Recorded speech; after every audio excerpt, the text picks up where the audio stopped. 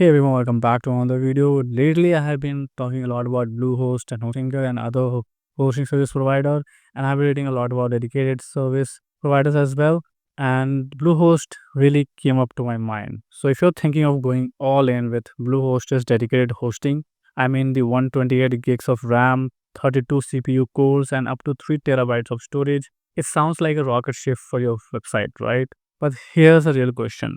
Do you actually need that much power, or is it totally overkill in 2025?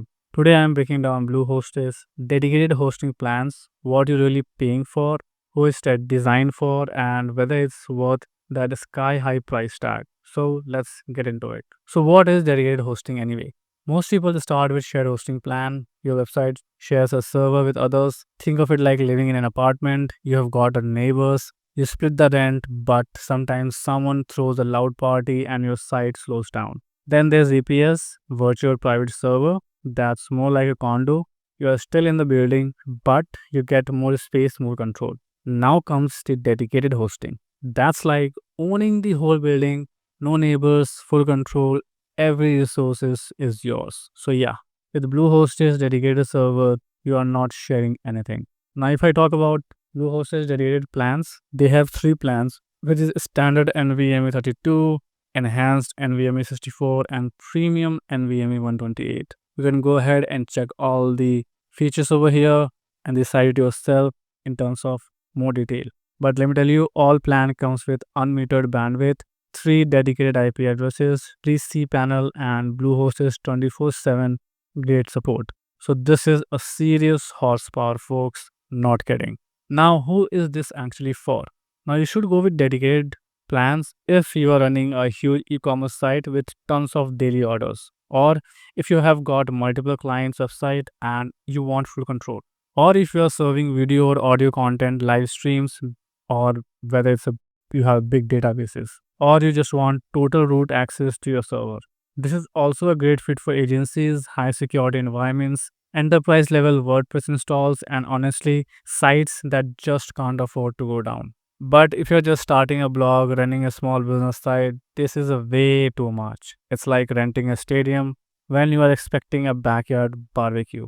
So let's talk price because it's not cheap.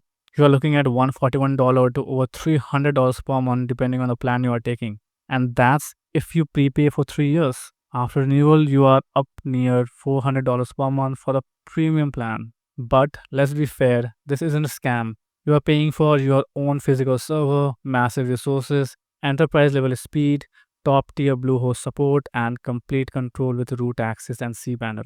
If you were to rent this kind of setup for AWS or Google Cloud, it could cost even more.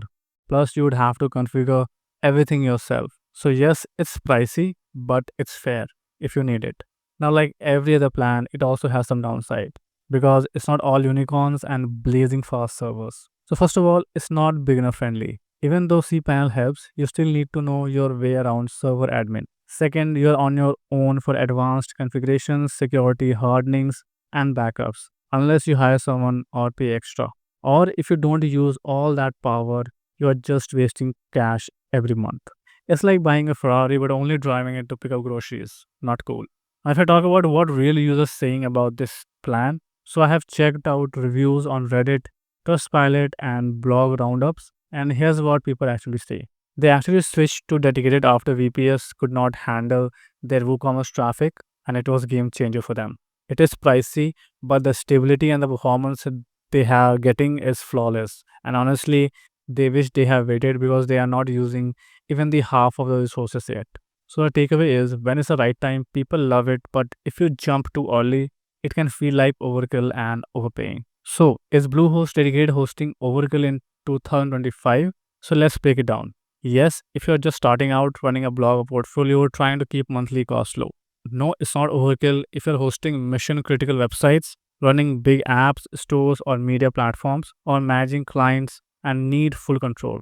At last, it's not for everyone, but for the right user, dedicated is power, speed, and peace of mind all in one box. So that was it, guys. So, what do you think? Is Bluehost dedicated hosting the next step for your project, or are you stacking with Share or VPS for now? Let me know in the comments. If this video helped you out, don't forget to hit like. smash the subscribe button for more honest reviews. And I'll catch you in the next one. Till then, take care. Bye bye.